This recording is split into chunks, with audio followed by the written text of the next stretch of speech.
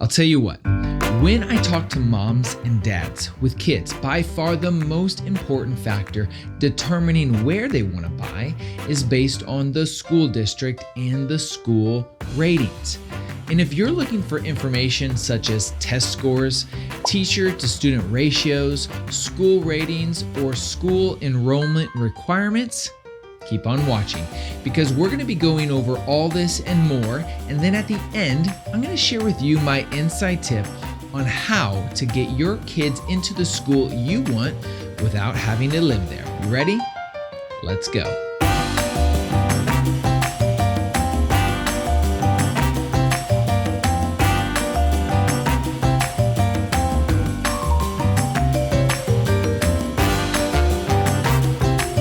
The most important requirement I get from families when it comes to looking for a home, the most non-negotiable factor by far is living in a specific school district. And if you're watching this, you probably would agree.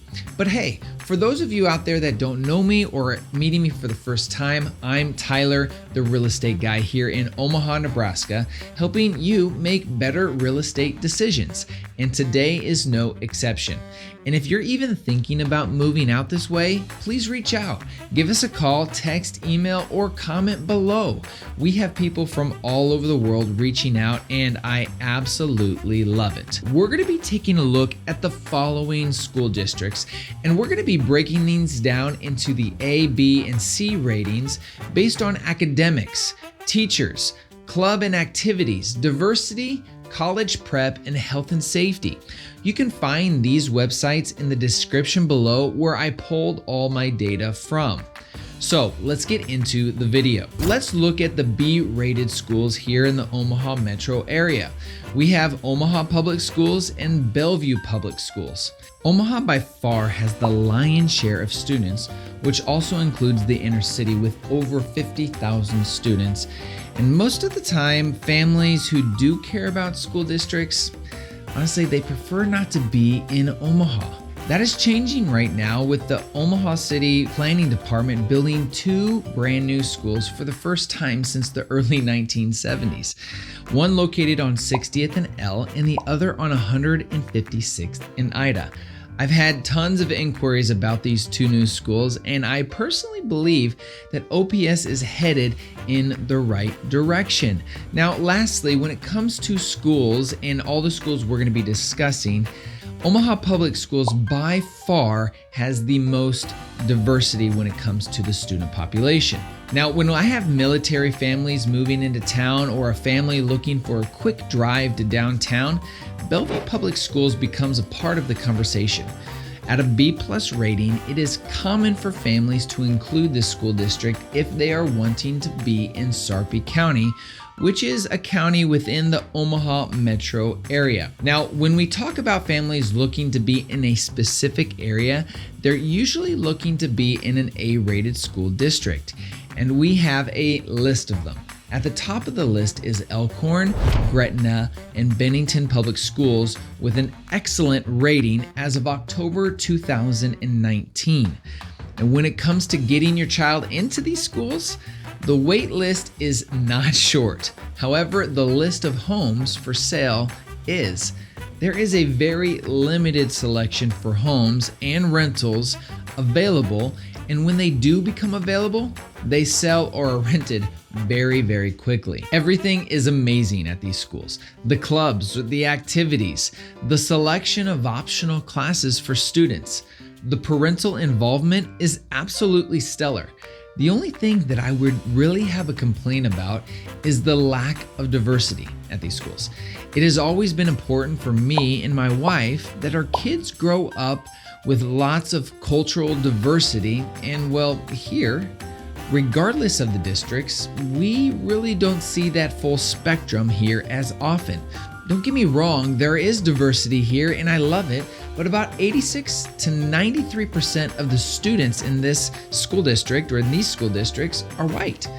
Now, here in a second, we're going to be going over some of the tips to increase your odds to get your kids enrolled in these schools. even if you're not living in these districts.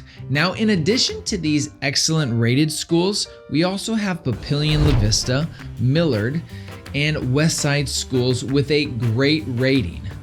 And I mean great, as great is the rating. I attended Papillion South and currently live in Millard West School District. I personally can't tell much of a difference. The line is just so gray between these schools that I personally would put them right up there with the top 3. Now, again, for you parents out there that want to do some additional research, I've linked the websites in the description below for you to take a closer look. Let's talk about enrollment and registration. To get your kids into a school, you obviously have to enroll them. And the easiest and most guaranteed way is to live in the school district that you want them to go. If you live there, you're going to be guaranteed a spot, period, for your child. It doesn't matter if you're buying or if you're renting. Now, the cost of renting in these areas range from $1,500 a month to over $2,000 a month. Purchasing a home is not far off from those numbers either.